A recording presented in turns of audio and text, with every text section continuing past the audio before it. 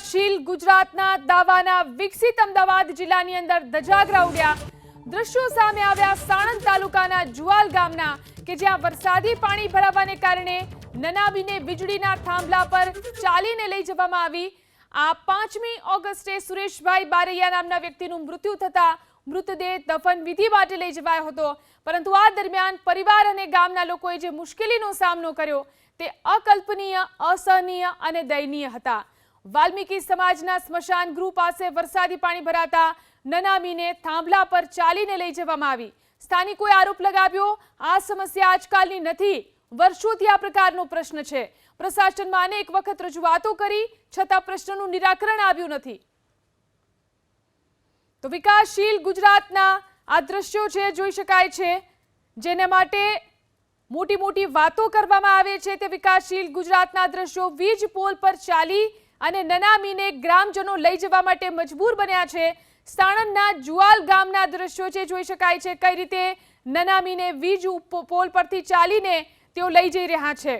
વારંવાર જાણ કરવામાં આવી છતાં પણ અહીં આ રીતે પાણી ભરાય છે, રસ્તો બંધ થઈ જાય છે। તાલુકા પંચાયતના સભ્ય વાસુભાઈ આપણી સાથે ફોન લાઈનથી જોડાયા છે। વાસુભાઈ, જે દ્રશ્યો અમે જોઈ રહ્યા છીએ ટીવી સ્ક્રીન પર, નનામીને વીજ પોલ પરથી લઈ જવામાં આવી રહી છે, કયા પ્રકારની સમસ્યા છે અને શું સમાધાન?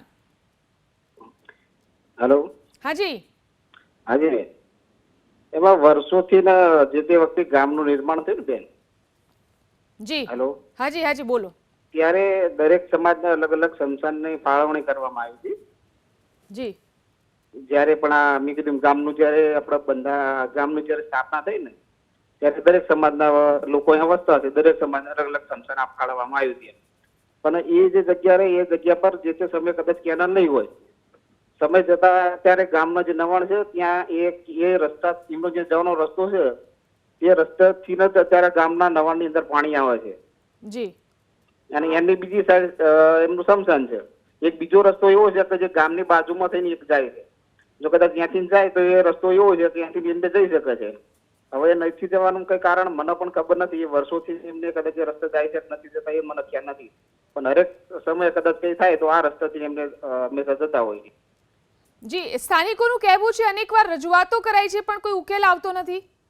ના ના, એમ એક મારી ગ્રામમાંથી નથી કે પછી એક આ પ્રશ્ન હતો કે દર વખતે કઈ પણ થાય તો આની અંદરથી નથી, જે કદાચ કેનાલની અંદરથી જતા હતા અથવા એ ઉપરથી પણ જતા રહેતા હતા, એટલે એના કારણથી એક ગ્રાન્ટની ફાળવણી કરી છે કે અહીંયા કેનાલની ઉપર આજુબાજુમાં નાળું બની જાય માપનું, એની પરથી એમને જ્યારે પણ આવો કોઈ પ્રશ્ન બને છે, કોઈ પણ બન્યું હોય તો એનાથી થઈ શકાય એમ।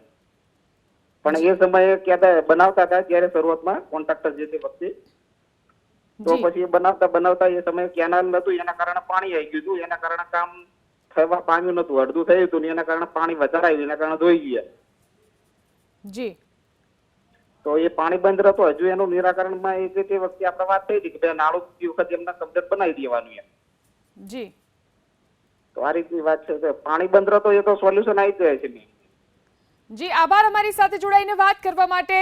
તો જે રીતે નાળાની વ્યવસ્થા કરવાની શરૂઆત થઈ હતી પરંતુ પાણી આવી જતા એ કામ અટક્યું હતું ને હજી સુધી આ કામ અટકેલું છે અને સ્થાનિકો આ પીડા ભોગવી રહ્યા છે।